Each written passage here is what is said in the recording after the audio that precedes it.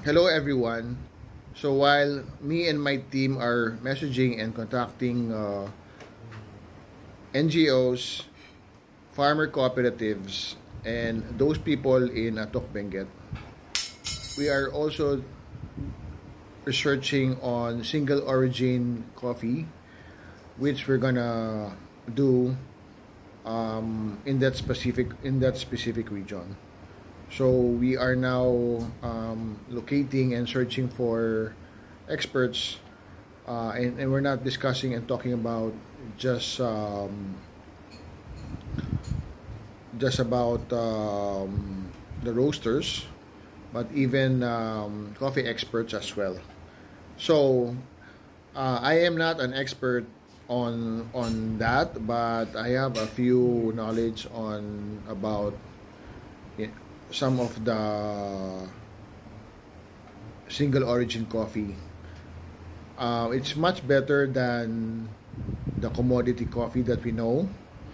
And the good thing about the single origin coffee, it is well sought by coffee shops, roasters, and coffee brokers, as well as some coffee consumers who are into more substantial coffee beans.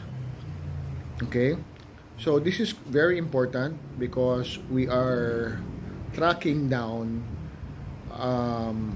the history and the backstory of each and every country, region, and farmers. So for each single origin coffee, there is a backstory to it.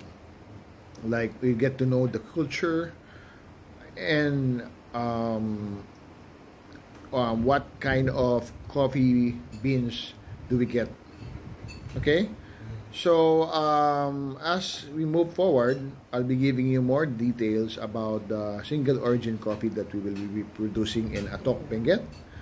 We're not sure if it's gonna be just Atok Benguet or there are other areas in the mountain province that we're gonna focus on, but I'm sure we can get a single origin coffee in Atok because it's mostly Arabica, because it's in the mountain, and we will be getting a lot of combination of citrus, maybe strawberry and other fruit products over there.